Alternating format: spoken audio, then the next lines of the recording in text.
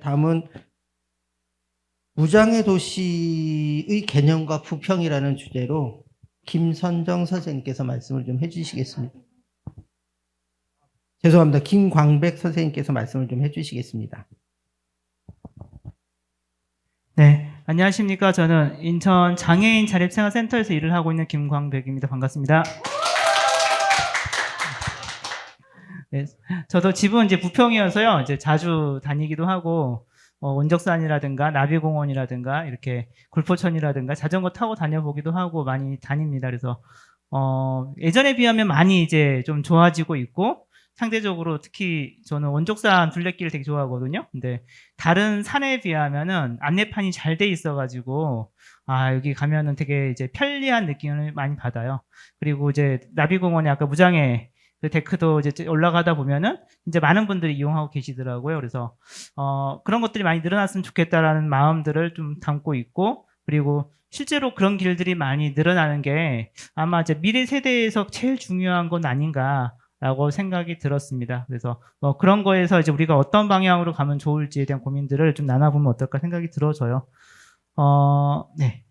저는 이제 이런 글귀를 좋아하는데요. 이제 차별은 공기와 같아서 기득권에게는 잘 보이지 않대요. 근데 차별과 함께 살아가는 사람들은 매 순간 매번을 차별을 겪어야 되기 때문에 이런 것들을 저희가 지금 공기차별, 먼지차별이라고 부르기도 합니다. 뭐 대표적으로 저희가 저도 이제 요새 서울이라든가 뭐 인천도 다니지만은 다녀보면 제일 어려운 게 영어로 된 간판 보고 있으면 답답하거든요.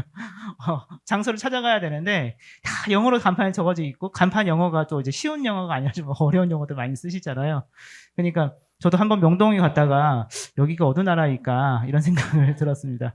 제가 길을 가다 만나신 분이 중국분, 일본분이었거든요. 한국 사람을 만난 적은 없었고 다 간판이 영어 간판이에요. 그래서 바로 앞에 호텔을 찾아가야 되는데 네이버 길찾기가 아니었더라면 진짜 그 호텔을 못 찾지 않았을까 생각이 들기도 하고요. 그 다음에 최근에 만들어진 대부분의 간판들은 영어로 쓰여져 있기 때문에 뭐 저 말고도 저보다 나이가 더 드신 분들이라든가 영어를 모르신 분들은 실제로는 어느 약속 장소를 얘기한다 하더라도 그곳이 그곳인지를 쉽게 가늠하기는 쉽지 않은 세상인 것 같습니다. 뭐 특히 아파트 주소도 다 이렇게 영어로 써져 버리니까 몇 동인지도 쉽게 알기 힘들고, 그래서 실제로는 영어를 잘 모르시는 분들, 한국어를 모르시는 분들, 인지적으로 인지가 낮으신 분들, 문자를 모르시는 분들의 경우에는 지역에서 갈 수 있는 곳들이 정해져 있지 않을까라고 생각이 들어져요.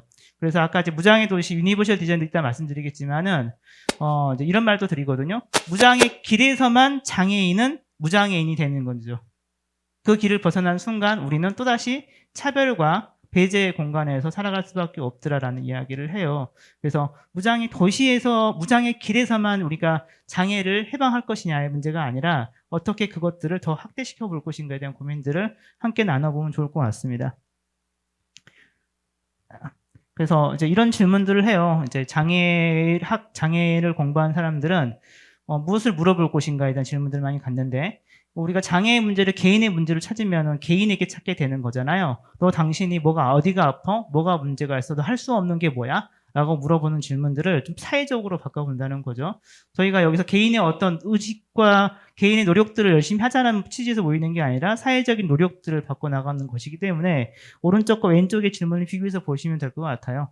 왼쪽은 개인에게 물어본 질문인 거고, 오른쪽은 당신의 문제가 아니라 사회에 어떤 문제가 있는지 물어보는 거고, 사람들이 당신과 어떻게 소통할 수 없는지를 물어보는 거고, 어떤 환경이 당신이 이곳에 있을 수밖에 없게 되는지를 만들어서 물어보는 거죠.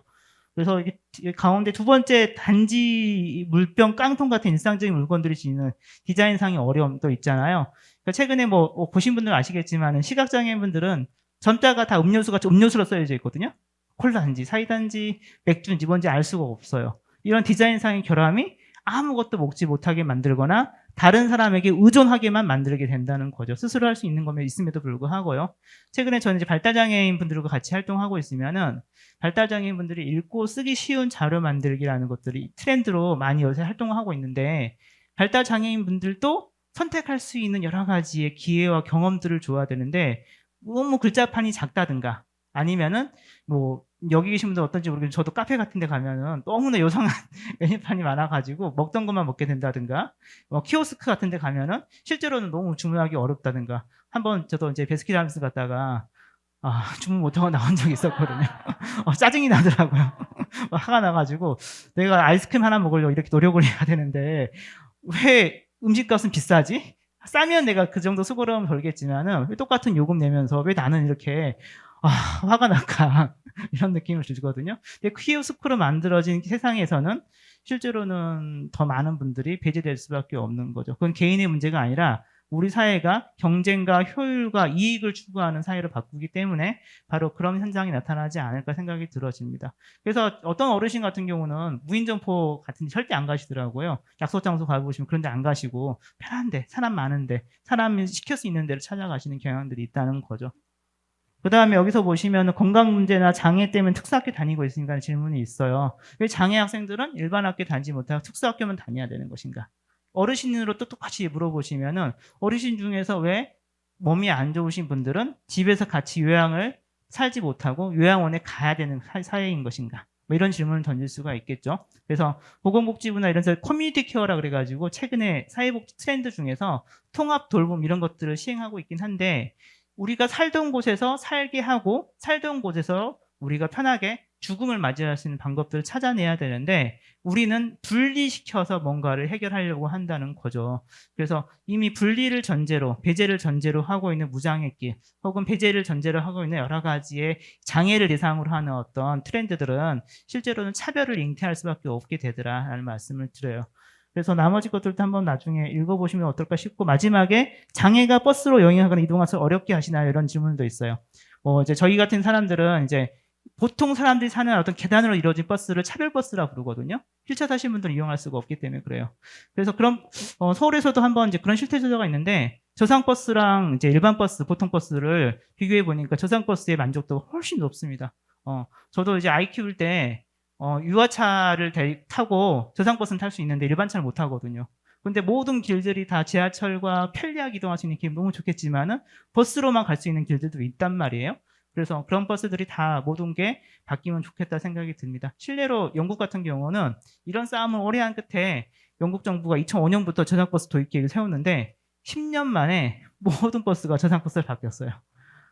근데 우리나라 같은 경우는 2005년도에 저상버스 도입 계획을 밝히고 있지만은 2022년 지금 인천시에 다니는 버스 중에 14%만 저상버스입니다. 그 중에서 14% 중에서도 한 두세 대 정도는, 20, 30% 정도는요, 기사분들이 운행 어떻게 작동할지 모르기도 하고 너무 작동 안 해가지고 다 망가진 것들이 되게 많이 있어요.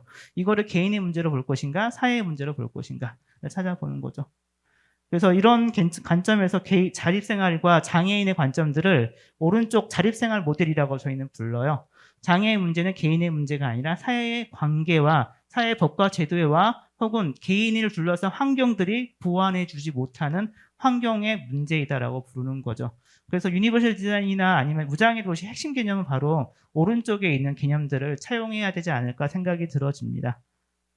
그래서 이제 두 개 비교해 보면은 왼쪽은 계단으로 이루어진 길들일 때 어떤 누군가는 이 길을 이용하지 못해서 배제의 공간으로 작용할 것이고 오른쪽으로 가게 됐었을 때는 많은 분들이 이용하시겠죠. 어르신들도 이용하실 거고 건강한 사람도 이용할 거고 건강하지 않은 사람도 이용할 것 같고요. 이런 어떤 길들을 선택할 것인가. 화장실인데 저도 이제 저희 집 근처가 이제 마장공원도 있고 그다음에 어디죠? 캠프마켓 그 옆에 부영공원도 있고 그러거든요. 근데 부영공원 가면은 휠체어 타신 분들은 부영공원 못 가요. 왜냐하면은 장애인실도 없고 그다음 길들도 상당히 울퉁불퉁 만들어져 있고 캠프마켓은 진짜 가면 저도 멋져 보여서 가끔 산책하기 좋겠다 싶지만 또 가면 마찬가지로 휠체어 타신 분들한테는 그 길들이 이제 땅딱한 길이 아니라 약간 편하게 이렇게 만든 길이라서요. 어르신들 같은 경우도 이제 보조기구 다니신 분들은 가시기 힘드실 것 같아요. 그래서 그런 길들은 과연 누구를 위한 길인가라고 물어봤었을 때 어떤 누군가는 못 가겠다. 우리가 노키즈존 이런 거 비판할 때도 마찬가지지만은 실제로 우리의 길들은 많이 오른쪽처럼 장애인 한여시 없는 길처럼 돼 있지 않을까라는 생각이 들어지고요. 저희가 이제 이런 실태 조사 많이 하는데 장애인 화장실인데 이렇게 청소 도구가 많이 들어가 있어요. 예, 그래서 이제 물론 이제 적재할 수 있는 공간들도 약하고 이러기 때문에 이런 여러 가지 사정은 이해하지만 그래도 당사자분한테 물어봤었을 때 장애인 화장실 이런 물건들이 있었을 때 장애인분들은 우리가 쓰레기와 똑같은 존재인가라는 질문들을 하신다고 합니다. 우리 사회가 실제로 장애를 사람으로 보기보다는 어떤 분리의 대상으로 가르쳐야 되고 고쳐야 될 대상으로만 보고 있는 건 아닌가라는 생각들을 해보시면 어떨까 싶어요. 그리고 이제 아까 버스 이런 이야기도 말씀드렸던 것 같고, 이거는 이제 무장애 도시에서 AAC, 아까 이제 서선미 선생님께서 말씀해 주신 개념이긴 한데, 뭐냐면은 AAC가 의사소통을 대체할 수 있는 수단이라는 뜻이거든요. 그래서 이 AAC의 도구들은 무지막지하게 많습니다. 그래서 대표적으로 많이 하는 AAC 중에서 요즘 이제 저도 문자 보낼 때 음성으로 문자 많이 보내거든요. 그런 것들도 AAC 중에 하나예요. 그리고 문자를 음성으로 변환시켜주는 것도 AAC 중에 하나이기도 하고, 이쪽은 여기서 나온 그림은 이제 상징물 체계인데, 조금 더 인지적인 어려움이 있는 분들이 카페라든지 이런 데 가서 이렇게 눌러보시면서 문자 주문하는 시스템입니다. 근데 마포구에서 처음 시도했던 사업이거든요. 근데 이 사업을 해보고 나니까 마포구 평가 중에 하나가 뭐였냐면은 장애인도 장애인이지만은 어르신들, 그 다음에 이주민들, 아까 이제 다문화와 관련된 이주 배경에 대한 말씀들을 하셨지만은 실제로 부평구는 이주 배경에 이제 있는 분들이 꽤 많이 살고 계시죠. 특히 이제 중국과 관련해서 연결되신 동네도 많으니까요. 근데 이제 이런 분들이 지역사회 안에서 의사소통이 높아지면 높아질수록 지역사회 통합의 효과는 높아진다고 연구 결과에 나와 있어요. 뭐 어떻게 통합을 시킬 것이냐라는 관점에서 제일 간단한 것 중에 하나는 소통 체계를 밀접하게 높여주는 거죠. 내가 할 수 있는 것들을 늘려주는 것, 내가 갈 수 있는 것들을 늘려주는 것이 가장 좋은 효과이다라고 이야기하거든요. 그 중에 하나 의사소통 체계에서 이제 부평구에서도 AAC와 관련한 여러 가지 고민들을 하고 계시는데, 우리는 누군가와 어떻게 소통하려고 노력할 것인가에 대한 질문들을 가져가는 게 핵심이지 않을까 생각이 들어집니다. 그래서 장애인분들이 이걸 열심히 연습하는 문제가 아니라 비장애인, 우리 지역사회에 살고 있는 사람들이 나와 다른 언어를 쓰고 있는, 다른 생각을 갖고 있는 분들과 어떻게 소통할 수 있을까? 우리는 어떻게 소통해야지만이 더 많은 사람들과 함께 할 수 있을 것인가의 관점들을 갖고 있는 게 중요하다는 거죠. 그래서 이제 장애에 대한 고민 중에서 지체장애, 뇌병변장애, 우리나라 장애 체계는요, 뭔말 하지 못하는 사람들이 정도가 심하면 1급, 덜 심하면 6급, 지금은 이제 이렇게 1급부터 6급 체계는 없어졌기 때문에 달라지지만 그런 체계였단 말이에요. 근데 저희 같은 사람들은 그런 게 아니라 이동할 수 없는, 버스를 탈 수 없는 장애, 뭐 화장실을 이용할 수 없는 장애, 말할 수 있는데 들을 수 없는 사회적 상경에 대한 장애, 이런 것들을 많이 이야기하고 있습니다. 그래서 왼쪽의 관점이 아니라 우리가 어떤 사람들이 사회적으로 어떤 어려움이 있는 것인지를 계속 한번 탐구해보고 물어보고 확인하는 게 중요하지 않을까라는 이야기를 하고 있어요. 그래서 유니버셜 디자인의 마지막의 관점은 인클루전, 마지막에 오른쪽 아래에 있는 포용의 관점들을 유지하는 게 핵심입니다. 그래서 무장애 도시 인천에 대한 어떤 여러 가지 이야기에서 노멀레이제이션은 정상화 이념이라는 체계가 있는데, 누구나 접근할 수 있어야 하는데 장애인 전용만 해서는 안 된다. 누구나 이용할 수 있어야 되는데 어떻게 하면 쉬운 버전의 여러 가지 글과 정보를 제공하게 할 것인가. 장애인이 누군가에게 배제, 낙인, 분리도 인식되지 않아야 되는데 장애인 화장실이라든가 이런 길들이 적재되어 있거나 혹은 그런 것들이 관리가 되지 않아서 오히려 불편한 공간으로 자리매김하거나 아니면 오히려 그런 공간들이 쓰레기와 같은 곳으로만 자리매김하게 할 것인가에 대한 고민들, 그리고 건물의 모든 곳에 이동할 수 있게끔 할 수 있게 필요한 게 뭐가 있을 것인가. 그래서 이제 부평은 새로 이제 지은 주민센터 같은 경우는 편의시설들이 잘 들어오고 있더라고요. 오래된 이제 동네의 주민센터들은 여전히 아직까지 한계가 좀 있긴 한데, 그런 공간들을 어떻게 조금 더 개선해 볼 것인가에 대한 고민들을 해볼 필요가 있겠다 생각이 들었습니다. 그래서 유니버셜 디자인의 관점에서 이제 뭐 많은 얘기를 하지만은 뭐 공정한 사용, 사용의 유연성, 간단한 직관적인 사용, 쉽게 사용할 수 있는 사용 정보 등등등을 이야기하고 있는데, 제가 볼 때 가장 중요한 거는 사람인 것 같아요. 아무리 디자인이 멋진다 하더라도 사람이 융통성 있게 이거를 담보할 수 한다면 그건 유니버셜 디자인이 아니거든요. 유니버셜 디자인은 건축물의 환경, 설계도 필요하지만은 우리가 지향해야 될 가치관과 방향성에 대한 이야기를 함께 하고 있습니다. 그래서 어떤 분이 이런 얘기도 해요. 한 사람을 위한 디자인이 모두를 위한 디자인이라는 관점을 가지고 이야기합니다. 한 사람을 이해할 수 있다면 모든 사람을 이해할 수 있는 시작점이 되더라. 그러니까 예전에 소품종을 대량 생산하는 시대에서 이제는 이제 대량 소품종을 다양하게 생산하는 시대로 넘어왔잖아요. 어떻게 하면 한 사람 한 사람의 요구를 우리가 반응하게 할 것인가? 이게 가능한 거는 그 사회가 그만큼 물렁물렁하거나 융통성이 있는 대처를 할 수 있어야 되는 거거든요. 그래서 그렇게 하기 위해 필요한 것들이 도구도 있지만은 저는 사람인 것 같아요. 우리가 그만 부평 안에서 어떻게 조금 더 융통성 있는 삶을 살 것인가. 이 문제는 단순히 이제 내가 융통성 있는 인간이 되면 돼. 이런 문제를 떠나서 사회 경제적인 조건이라든가 우리 사회의 여러 가지 삶의 문제하고 연결되어 있기 때문에 쉽지는 않지만 그럼에도 불구하고 그런 것들을 함께 찾아보면 좋겠다 생각이 15분이 됐네요. 네. 됩니다. 그래서 이런 그림들이 좀 있는데요. 어떤 길들이 우리한테 좋을 것인가에 대한 이야기를 합니다. 그래서 마지막 과제는 이제 이런 것 같아요. 부평구의 공공시설을 대상으로 편의상 모니터링들을 꾸준히 하는 것밖에 방법이 없지 않을까 생각이 들어집니다. 저는 이제 신체장애인 분들, 발달장애인 분들하고 활동을 많이 하긴 하는데 시각장애인 분들은 또 다른 시각을 갖고 계시거든요. 그래서 우리가 문유버셜 디자인에서 실제 이용률 가부나 누가 이용하고 있는 건지를 조사하면서 또 다양한 장애가 있는 분들도 함께 보면서 다양한 관점들을 녹여낼 수 있으면 좋겠다 생각은 들어지고요. 차별에 민감하기라는 생각인데 이 정도면 되겠지라는 생각들을 많이 하셔요. 물론 이제 최선을 다해서 하다 보면은 한계가 되게 많죠. 예산의 문제라든가 우리 인식의 문제라든가 법과 제도의 문제라든가 구조적인 문제라든가 예를 들면 원적산에 올라가야 되는데 거기다가 케이블카를 놓을 수는 없는 거잖아요. 그렇죠. 이런 한계는 있는 거죠. 자연의 문제라든가 우리 인간이 어떻게 할 수 있는 문제는 아닌 거니까 그런 것들이 있는데 여기에서 중요하게 된 거는 우리가 그 문제에서 타협하지 않고 끝까지 할 수 있는 것들을 계속 찾아보려고 하는 노력이라는 거죠. 그 노력의 과정 속에서 배제된 사람들은 아 이게 내 공간이구나라고 느낀다는 거거든요. 그렇기 때문에 이 정도면이라는 생각보다는 누구나 다양한 사람이 있는지에 대한 관점으로 좀 넘어가면 좋겠다. 유니버셜 디자인에서 그런 얘기들을 하는 게 중요하게 본다라고 합니다. 그래서 마지막으로 정리해드리면은 예산이 없는 이유는 누군가가 이렇게 얘기해요. 이념이 빈곤하기 때문이더라.